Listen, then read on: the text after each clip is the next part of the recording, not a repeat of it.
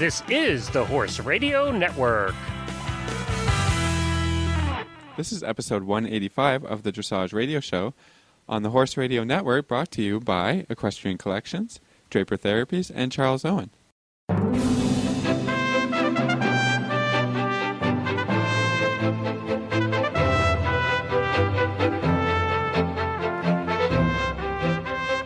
This is Reese Koffler-Stanfield from Georgetown, Kentucky.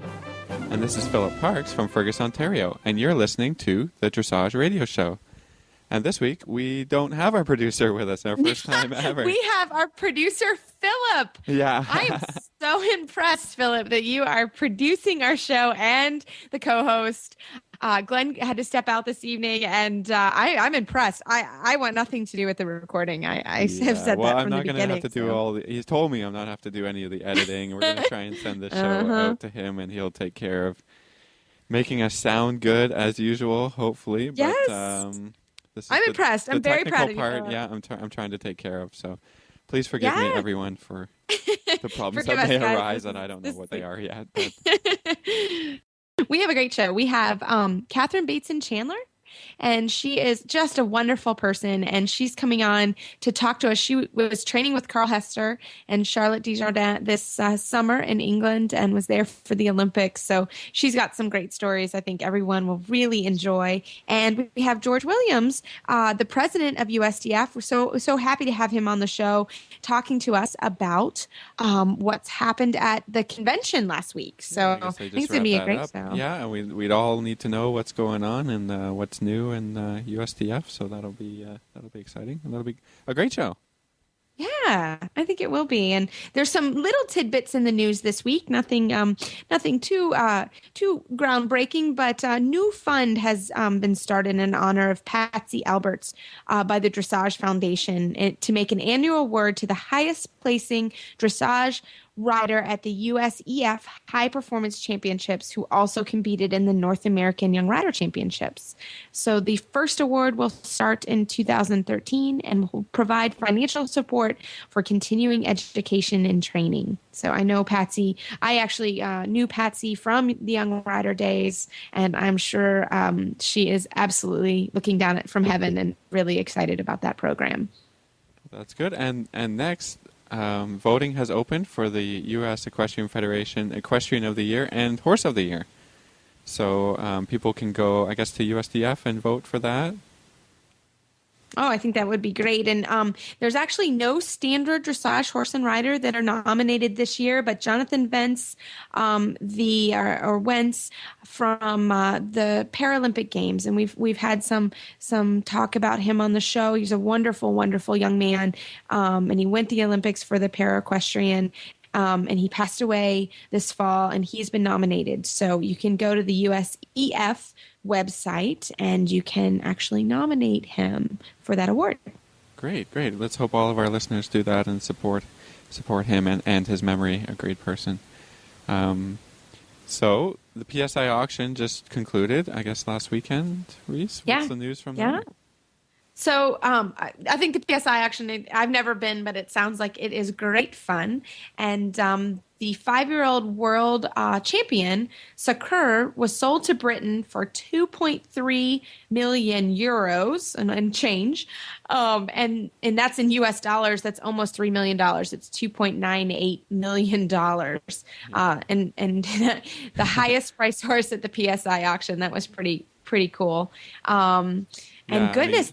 For those that don't know, it's the biggest auction of the year, and it's put on by Ulrich Castleman and Paul Giacomola, part owner of Totalist, and they have this auction every year, and normally they hit the high price horses of every year being sold at auction in Germany, and so that's kind of exciting for those who just are a bit nosy about what horses are changing hands and stuff like that. So that's kind of cool. Actually, have you ever been?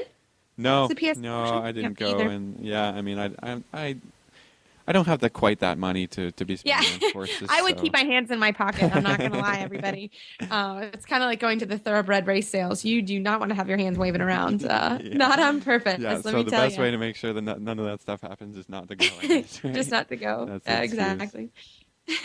And our final piece of news before we get into today's show is Linda Zhang will be awarded the USEF Pegasus Medal of Honor for outstanding service to horse and equestrian sports. So Linda Zhang was an alternate for the 1980 Olympics, and she's an FEI five-star judge, top organizer, trainer, official. She's just a wonderful person as well. Yeah, she's done it all, right? I mean, she's she has really supported the equestrian community, and this is a wonderful award to recognize her for that. So that's awesome. Absolutely. And the Pegasus Award, it's the Pegasus Medal of Honor, was created as an annual award to recognize individuals for outstanding service to the horse and equestrian sport by engaging the community in their passion through their work in the industry. And Linda was described as inspiring and educational.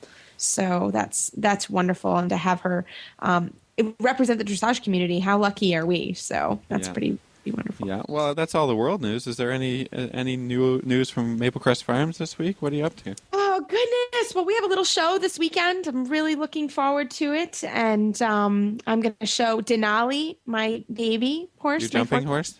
My jumping horse. If everyone has seen on Facebook, there has been very, very, very small jumping going on here at the barn. But he's going to his first horse show. So that'll be fun. I'm taking some students and some other horses. And also, if anyone, I've decided I'm going to sell my fourth level horse. So if anybody's interested in a really nice fourth level horse, Brie St. George, she can do a green St. George, give me a call or private message me on Facebook. And I'd love to give you some more information, but she's also going to show some fourth level this weekend. So. Oh. And right after Equestrian Collections, Katherine Bateson Chandler is going to come on the program and talk to us about her time in England this summer. And Katherine is a wonderful rider and trainer. She came up the ranks, worked for Robert Dover for many years, and she was also a member of the 2010 World Equestrian Games team. So after this word from Equestrian Collections.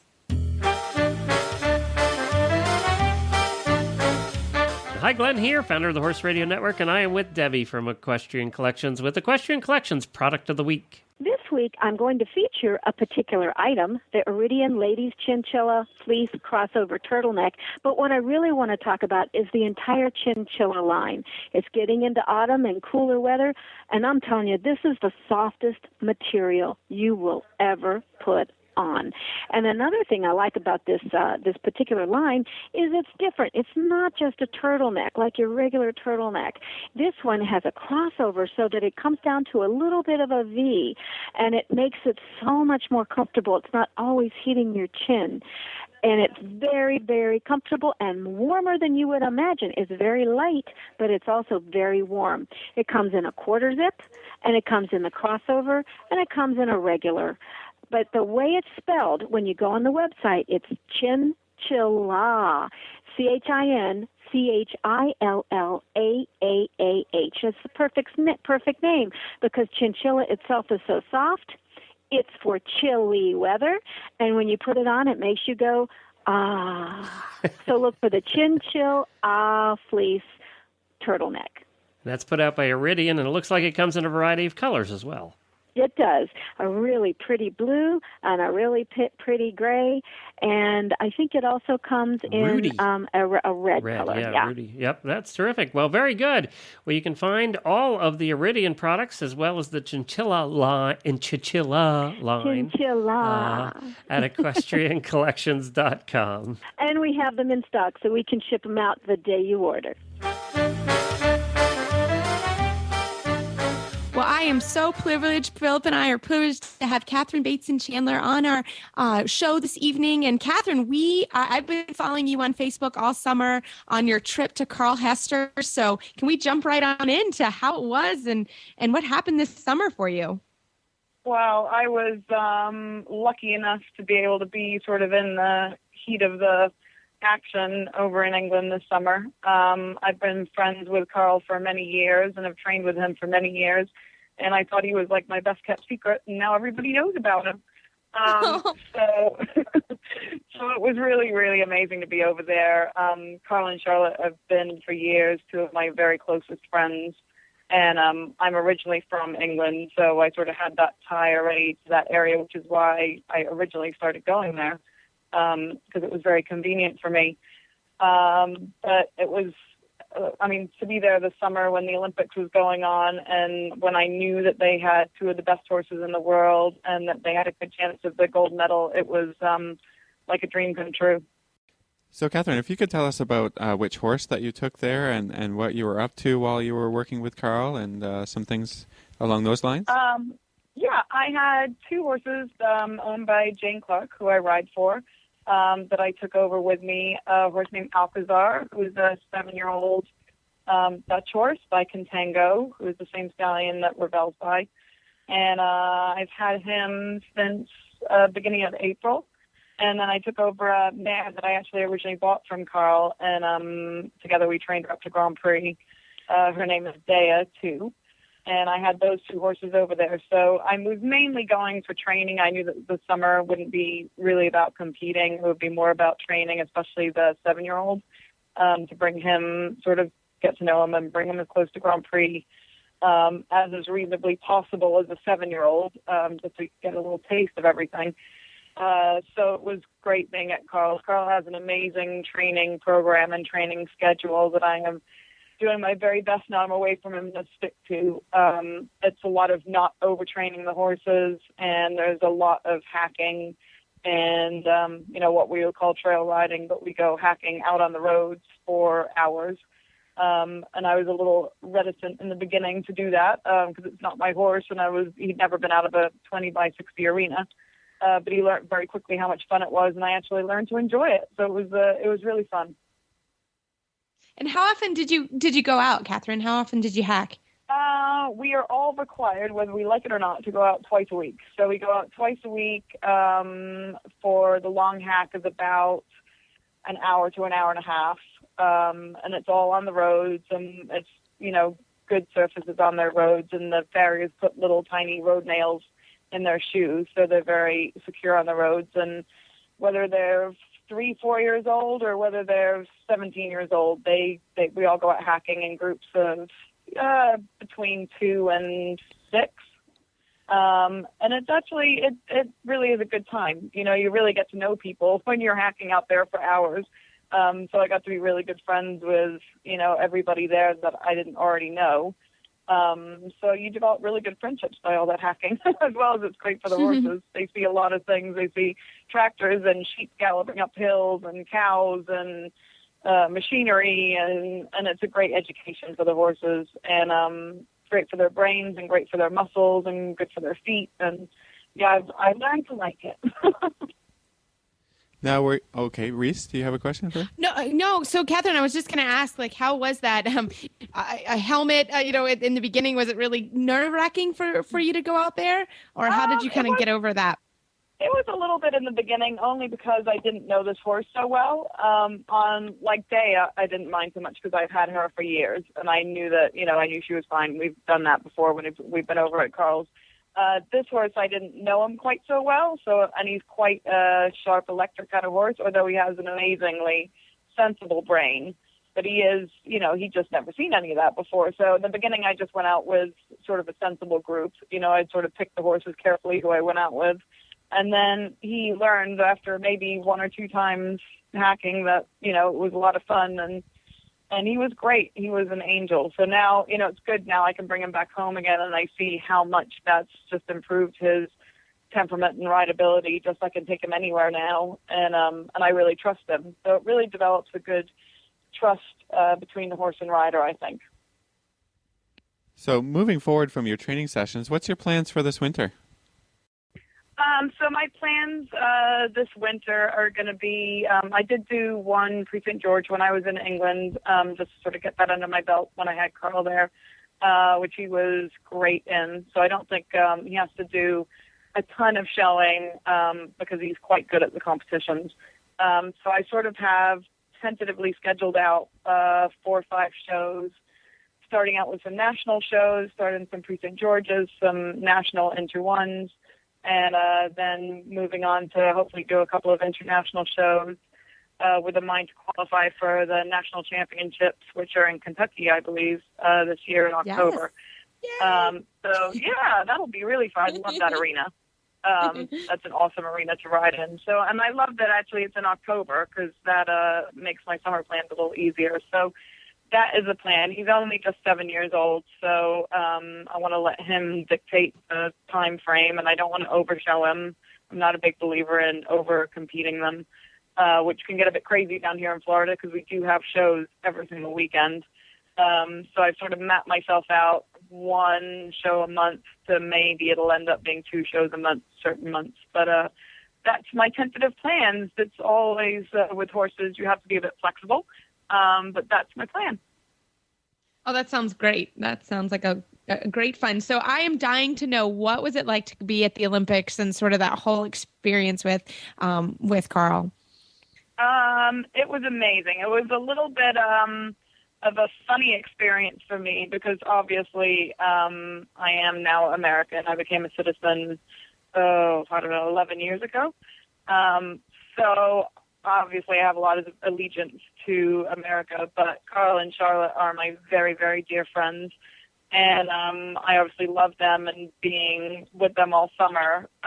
They're just really great human beings.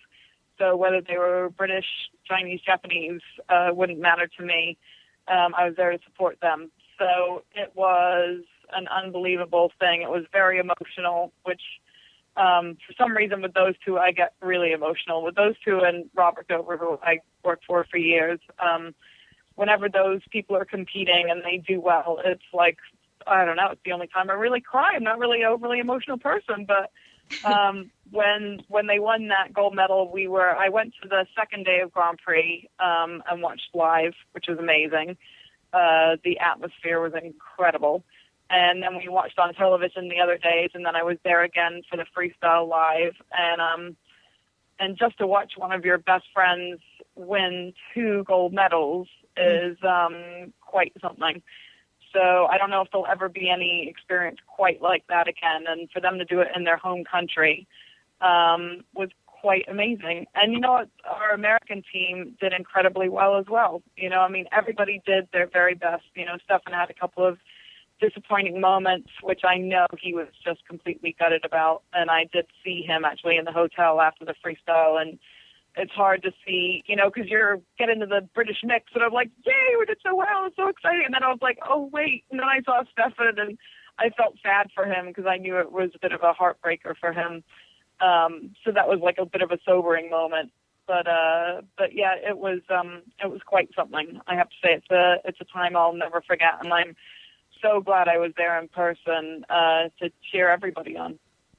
Yeah, and Stefan was your teammate here at the World Equestrian Games, so I'm sure that was even harder to kind of watch that.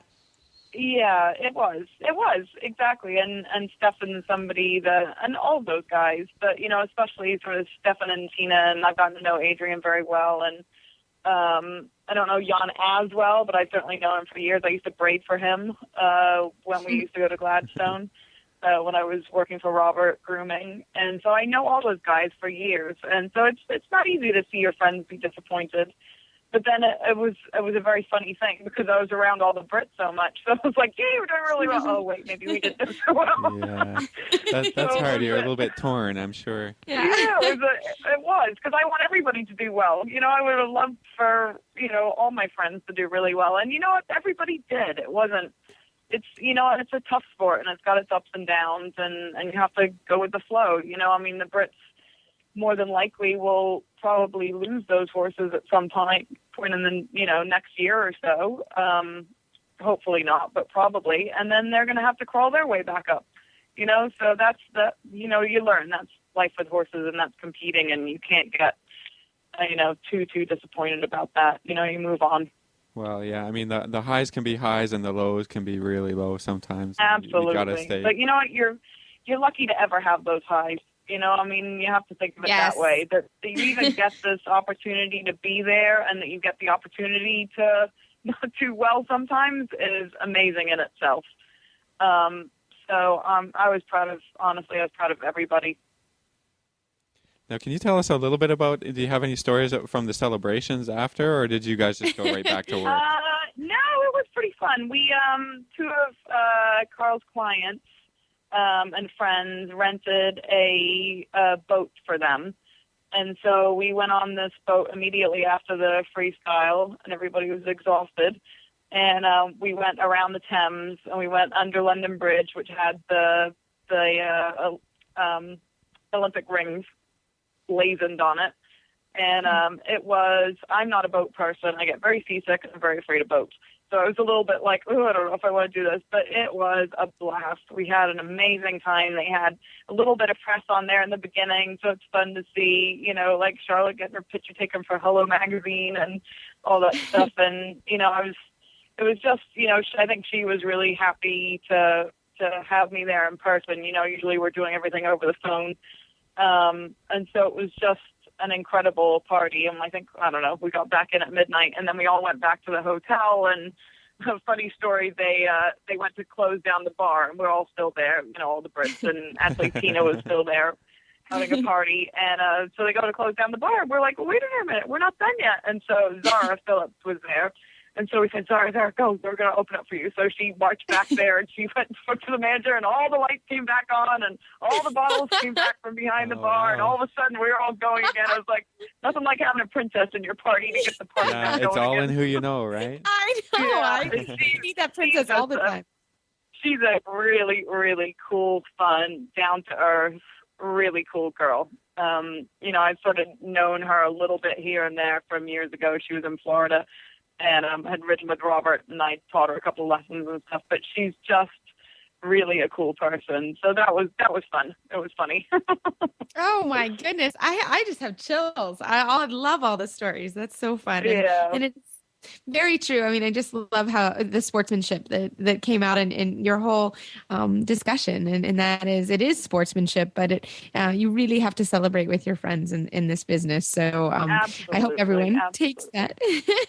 And I hope working together, right? Yeah, exactly, for a common goal. So, well, Katherine, thank you so much. I hope that you have some highs that I can help celebrate this winter in Florida with you. And thanks for coming on the show. That would be great. And in Kentucky, when you're here, that would be great. Absolutely. So, Katherine, how could our listeners find you on the internet? The best way to find me, I don't actually have a website, I'm embarrassed to say right now. But the best way is on Facebook. It's just under Katherine Bateson. And that's usually the best way to find me. I'm there waiting for whoever wants to contact me or not. Great, Katherine. Thanks so much, and good luck. And thanks for your stories. Thanks so much, you guys. Well, Philip, that was a great interview, and so fun to hear her say that, and I just loved all her stories. Great stories, yeah. That's nice to hear the behind the scenes, what was going on, and at the Olympics. Even though it was a little while ago, I'm still excited about it. Yeah, it's still exciting. I still got goosebumps as she was chatting about it, and so we have the next guest on the show after our commercial break from Draper Therapies is George Williams, and he is the president of USDF, and he's going to come on and tell us all about what happened at convention right after this word from Draper Therapies.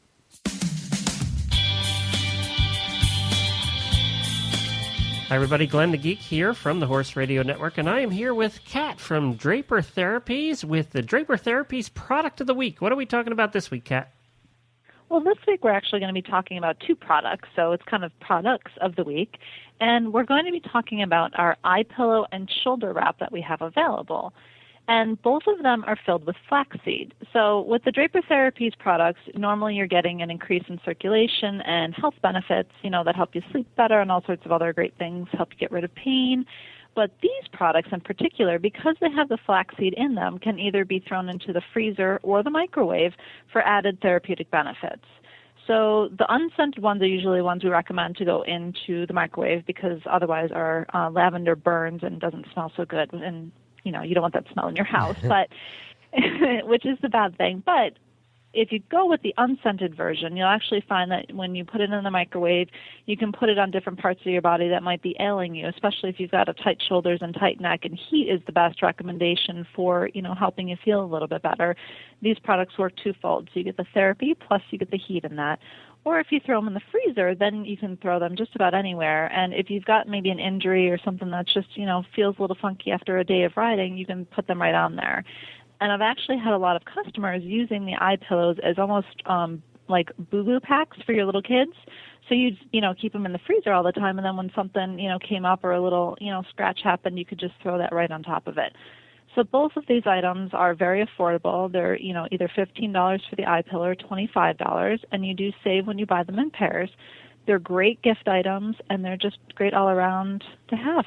And, of course, you can find them all at drapertherapies.com. And for these particular products, you would want to look under the category of body therapy. Well, thank you very much. It's drapertherapies.com.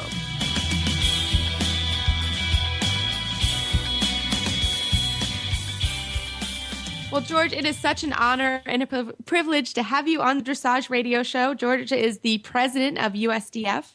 And George, we are all looking forward to your report on what happened at convention this year. Well, it's a pleasure to be here, Reese. And we had a very good convention. It was quite quiet. Not a lot of excitement in the sense of big issues coming forward that had people stirred up. But some of them did generate some excitement, I have to say. We are definitely moving forward with our U.S. Dressage Finals, which will be in November in Lexington next year in 2013. So that was more, just filling people in, bringing them up to date on where we're at on that. From a governance point of view, one of the more interesting things that we're doing and that improved is we have always had a membership committee, but we've always felt that membership committee, it's been difficult for it to really find its stride. And over the last year, we've been putting together, a better direction, I think, in which to take the membership committee, and we're trying to really make sure it's sort of a membership satisfaction or membership, that's the word I want, satisfaction type committee, make it so that it responds more to the membership and can react to them and hopefully be more effective in effective voice for all of our members. Some of the other things, of course, looking forward into 2013, we have our Neutrina adult clinics that Hilda Gurney is going to be conducting, and I think we have 5 of those scheduled for 2013, and they'll go into 2014 as well. They'll be over the 2-year period. They're in each of the regions. One of the things that was actually a lot of fun at the convention is we have our Salute Gala on Saturday night, and we inducted Michael Poulin into the Hall of Fame as well as Ravel. So then we had that was a fun evening. It was great to see both. Michael was there. Of course, Ravel wasn't there, which would have been fun. But Michael and his whole family, and it was a real honor to have Michael and his family there, and also, of course, Akiko Yamazaki and Stefan Peterson, and the whole entourage that comes with Ravel. It was a lot of fun. Oh, that's great. That sounds like it was a wonderful time. So, Stefan, George, I'm sorry. When you talk about the dressage, the adult clinics, how would our listeners actually find information out if they wanted to go to the clinics? Well, of course, we have information on our website about them. They are in each region. I don't have it in front of me which regions are happening when, unfortunately. But you would, if you go to our website, usdf.org, you'll find information on them. They're geared, of course, for the riders, but also really towards auditors as well. So we try to have sort of a mixed group of riders, meaning that they're representing different levels. So it becomes, hopefully it's quite interesting to the auditors, and I think everyone knows that Hilda is a dynamic teacher. So it should be quite enjoyable, I think, and informative for the auditors as well. But the information would be on the website. Oh, great. Super. And because, I always like to plug the horse park in Kentucky when I can. The national finals, can you kind of give us a report and tell our listeners what's happened in the national finals, how you qualify, kind of give us a rundown on the finals? Yeah, I can. They're going to be titled the U.S. Dressage Finals. We have actually created a website specifically for the finals. It's called www.usdressagefinals.com. That's quite easy to remember. The finals, you qualify for the finals out of the regional championships, and the exact details are still being worked out, but there's no doubt that the top two placings in each of the divisions, in each of the levels, will be invited to the finals. In other words, the top two placings from first level adult amateur, as well as the top two from first level open. And when I say the top two, you will have to declare and that you want to go on to the finals. So there will be a declaration of intent that you'll be required to do probably when you actually enter the regional championships, so that all competitors will know pretty much, almost right away who will be invited. When I say almost right away, there might be a 24-hour delay, but we're hoping that you really have a sense of who's going to be invited, almost as soon as the class is placed. Of course, things will have to be verified and whatnot, so it may take 24 hours, but it should be quite soon after the class is completed. We're also looking at possible wildcard invitations. Again, those details still need to be worked out, and hopefully they will be worked out in the next 4 to 6 weeks. The idea of those is that you would probably have to reach a minimum score at the regional championships still in order to be considered for a wild card. So that might give riders who are coming from a very, very competitive region where it requires a high score to be in the top 4 or 5, and you still might have a chance for an opportunity for an invitation to the championships. Well, that sounds all good. I wanted to get back to convention. What was special about having it in New Orleans? What was that like? Well, I think the interesting thing is that New Orleans is such a wonderful city anyway, and it's such an attraction. The city itself is such an attraction. We were really quite well attended. This year we did not offer a symposium. We usually do offer one, or we have in the past. But we thought this year we really would go without doing it. One, it's just from a purely practical point of view, it's not easy to find stables, close by to the city, or to conduct them. But the other is we wanted to make the convention a little shorter, in the sense that this year it started on Wednesday and it actually ended Saturday night with the gala. Normally it would have started a day earlier.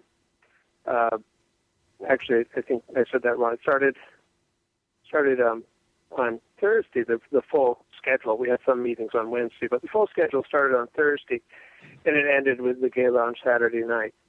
As I think everyone knows, New Orleans is just a wonderful city to visit, and we found that we had quite good attendance, but also, and a lot of people came in, of course, for the meetings, but came especially to see the city or to visit the city.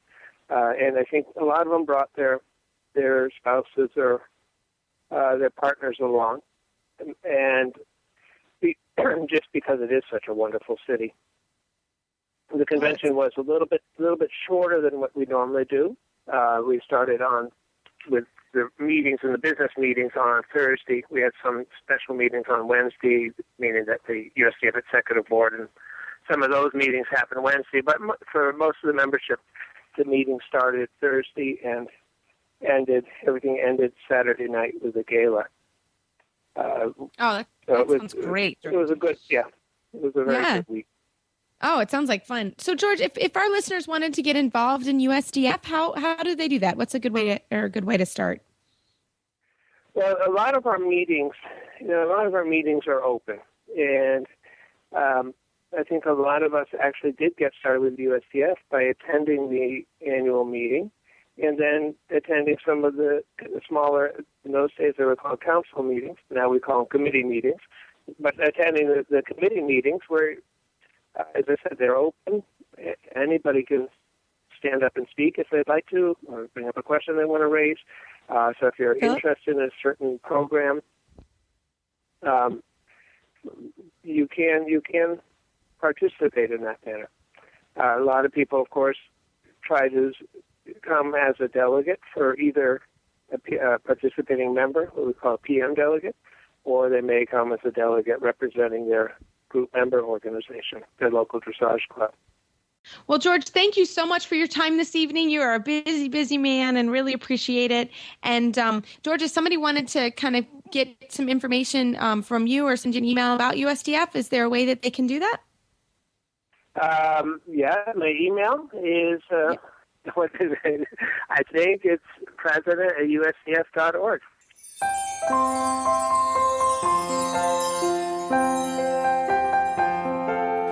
Glenn the Geek here, founder of the Horse Radio Network. We are excited to bring you a special holiday helmet mini-series, giving the gift of safety, purchasing a helmet for your loved ones at Christmas. In this final part, Lindsay from Riders for Helmets and I speak to dressage rider Courtney King Dye. It was Courtney's tragic fall 2 years ago that was the inspiration behind the Riders for Helmets campaign.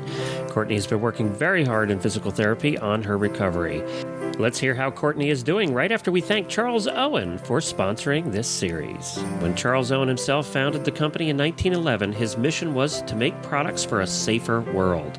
The incorporation of the latest technology in protection, fit, and ventilation allows you to focus on riding in the knowledge that your Charles Owen helmet will take the very best care of you.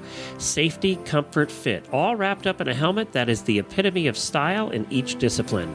Why wait any longer? Nothing says you care more than the gift of a Charles Owen helmet for the holidays. There's a trained helmet fitter waiting in your local tack store, or you can find Charles Owen helmets at any of your favorite online tack outlets. Give the gift of safety and style this Christmas with Charles Owen. Well, hello, Lindsay. Welcome back to your series here that we're doing on helmets. I appreciate you joining us again. Hi, Glenn. And, of course, we have Courtney King Dye with us. And hello again, Courtney. Hi. Thank you so much for taking time out to join us on what we feel is a very important topic, and I know you do as well, and that's the topic of helmets. And we have to congratulate you for winning a terrific prize by the FEI, the Against All Odds Award. Did they notify you ahead, or was this a surprise for you? Oh, no, it was a funny story. They couldn't get a hold of me for some reason, so they actually called Lindsay because they know she's in touch with me, so she's the one who told me. Lindsay, you must have been excited too. I was so excited. I think I nearly wet my pants when they told me Courtney had won. I was like, wow, I was so totally excited. I was like, really? I get to tell her? That's so cool. And this award is really for athletes who have had challenges and who have met them and exceeded expectations. And you actually had the opportunity to get over to Europe to accept the award, didn't you? Yes, I did. I'm so happy about that. And the trip, I think probably the best thing about it, other than the Turkish delight, of course, is that the IPI was very enthusiastic about Riders for Helmets and promoting the safety campaign.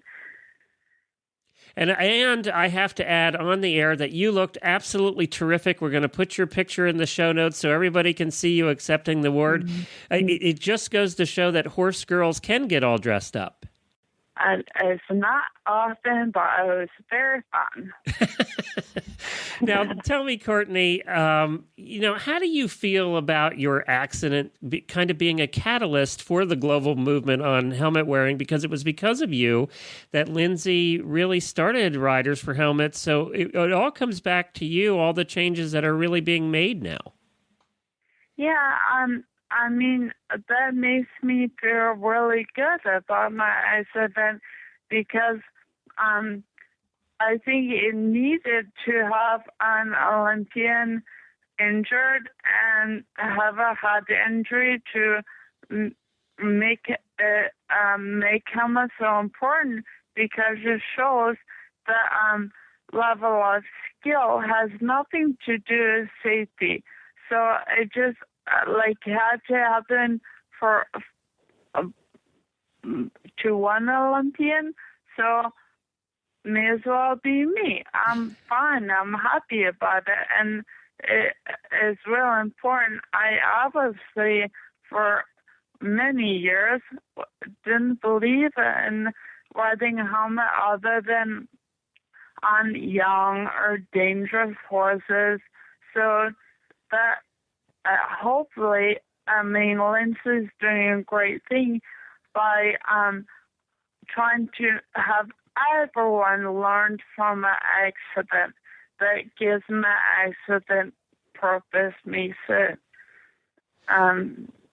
special.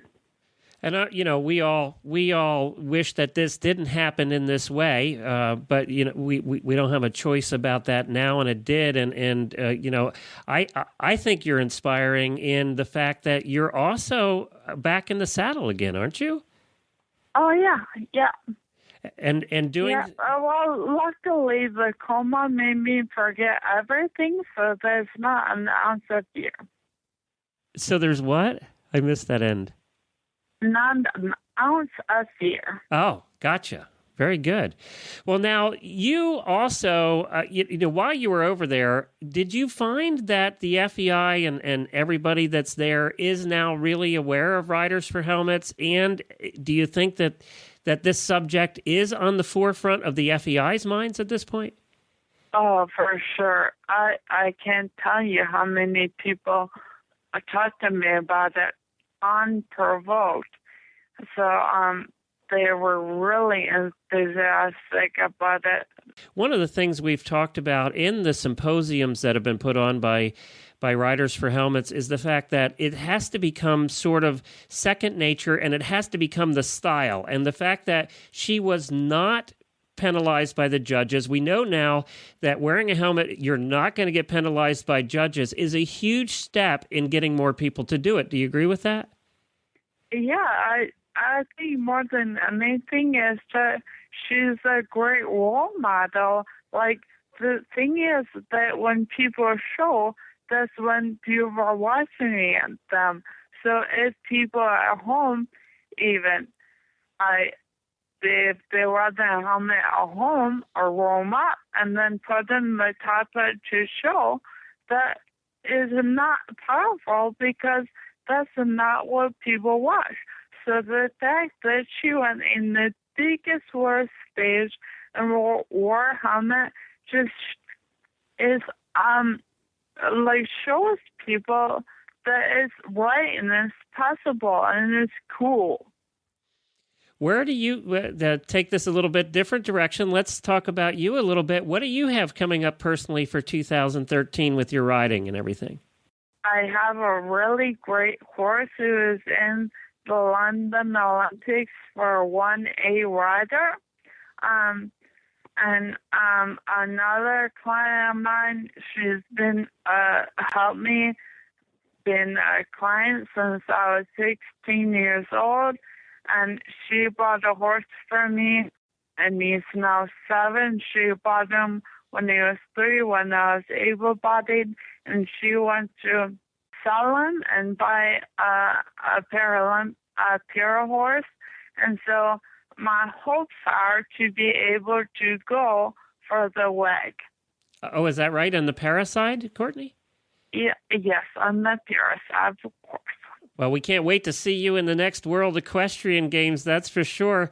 Now, Lindsay, what's coming up with Riders for Helmets in 2013? We have some really exciting things coming up. We're in the process of planning the fourth safety symposium, which will be held in the United States. And then we have very exciting, I was just telling Courtney about this on the phone the other evening, that we are planning our first international safety symposium for next year as well. So that's very, very exciting. And then, of course, we'll be holding the fourth International Helmet Awareness Day. And we really hope we're going to get even more retailers around the globe participate than they did this year, which was, I think, over 600 retailers in 4 countries this year, which was phenomenal. So hopefully we'll take that to the next level as well. And I just want to say, I don't think people perhaps some people that are not involved with dressage, for example, might not realize just what an impact Courtney has had. But her videos and articles on the Riders for Helmets website have been viewed and read now over a combined total of 100,000 times. And that's hugely significant. And I kind of don't think Courtney even realizes the catalyst that she's really been for this massive global helmet movement. And I'm just so totally proud of her. I really, really am.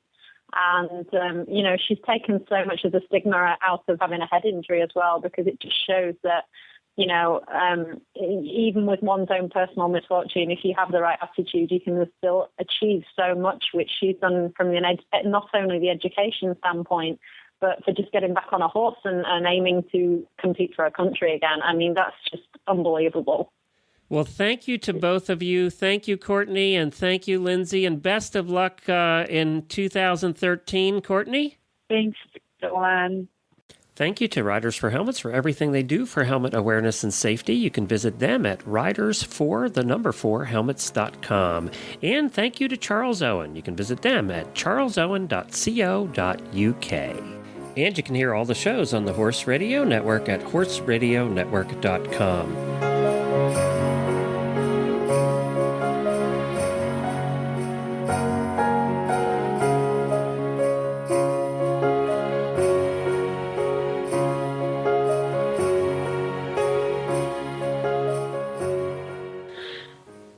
Like hearing helmet safety news. It's certainly part of what I'm really passionate about with also the Riders for Helmet campaign. So thank you to Charles Owen for sponsoring.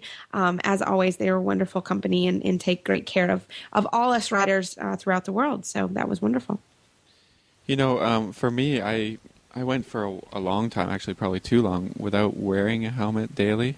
I mean, this is a bit of a confessional, because I rode in Europe and we didn't really ride helmets too often there, and I got out of the habit of it when I went over there, and then after a while, when people, this really big push to get helmets and ride with helmets again really came on, and I started to do it again, and I'm so happy that I did, because I have had a couple of falls, even recently, and I've been happy to have been wearing my helmet, so I think it's great, and we thank Charles Owen for coming on and sponsoring a segment about encouraging everybody to wear helmets, and we all do at the barn now, and it doesn't matter showing or hacking or what. I think it's really important.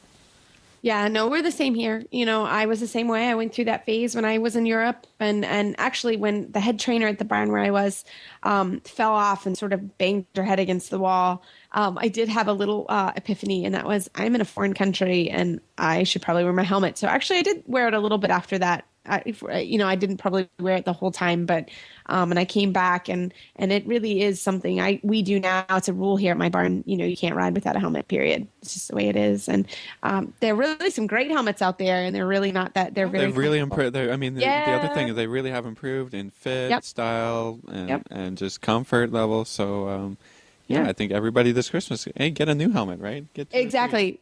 Well, you actually are supposed to get a new helmet. Anytime you fall off, that was something I didn't know. Anytime you fall off and hit your head, you should get a new helmet. and any brand, as long as it's an ASTM approved helmet. But yeah, if you fall off, you have to get a new one because it breaks the seal in the helmet actually, which I didn't know until somebody told me that. So yeah, somebody had told me that too, and so I mean, you can't be wearing a helmet that's been through a few crashes, right? That won't do the job, right? But doesn't help you, so you might as well just stop and get a new one. But well, Philip, I wish you great luck on shopping. I'm gonna need it. I'm laughing. I'm gonna go relax doing my cookie swap and cooking all my cookies and going. Good luck at the show. Yeah. Thanks. I'll let everybody know how Denali's first show goes. So exciting.